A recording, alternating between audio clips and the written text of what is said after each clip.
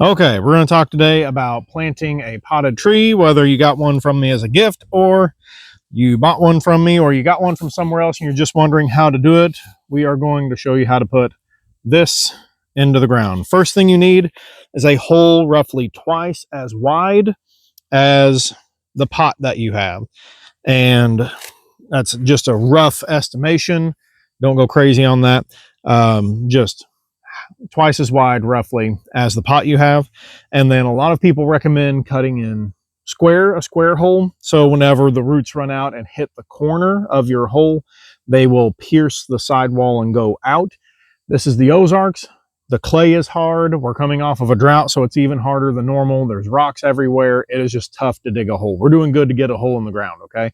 And not hit rock. So if you want to cut geometric shapes into the ground to put your plants in, that's fantastic. I would encourage you to do that. We're doing pretty good just to get a hole in the ground, so we just dig circles most of the time.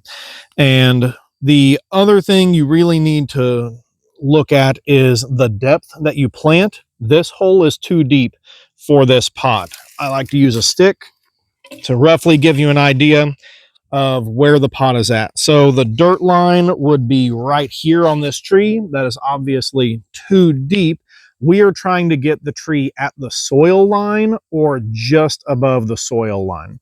So you're going to go off of where the soil is at in the pot, where that's at here. We want that level with the bottom of this stick. Sometimes whenever I get carried away, I will dig a hole just like this that is too deep. So you take some of your dirt, throw it back in. Not too tight, not too loose. That's better. We're going to need a little bit more still yet. Some more dirt. This is a pretty shallow pot. You want to break up clumps, that is totally fine. I try to, and that is just about right. You could go a little bit more still yet. That's just about right. Afterwards, if you have a small enough pot, I like to squeeze the sides a little bit, loosen that up a little bit, make sure you don't have huge wads of roots hanging out the bottom that's going to hang you up, and then put your hand here supporting the plant, tilt it upside down, and it will just slide right out. Now here you can see the roots have hit and they're starting to go around a little bit in this little container. This is not too bad. If you have a really root bound plant, you want to take something sharp and run it along the sides and across the bottom. Just cut that root wad up a little bit, and then whenever the roots grow, they will grow out and not be container bound. So then you put the tree in the hole, and then this is an important one. Important thing, put the dirt from your hole back in the hole, okay? It's not that difficult, but whenever you plant something, you want to give it a really good start. And so you want to do something like, feed it a bunch of compost. So you mix a bunch of compost into your hole. And if you're like me and you have really clay soil, you are going to have issues with those roots wanting to stay right there where all the good stuff is at. Instead, you want these roots to be adventurous, to go out into the world outside of their hole. And so you want them to get away from where their original planting is. If you put compost in there, that can encourage water to stay in there. If you have really bad clay soil, whenever it gets dry in the summertime, that compost will shrink up, the clay will shrink away from the compost, and you'll end up with a clay pot in the ground.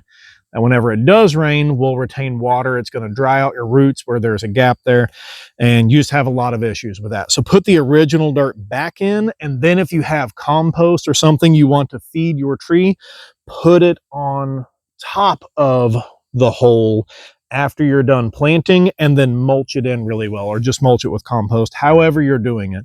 And so feed it from the top, mulch it.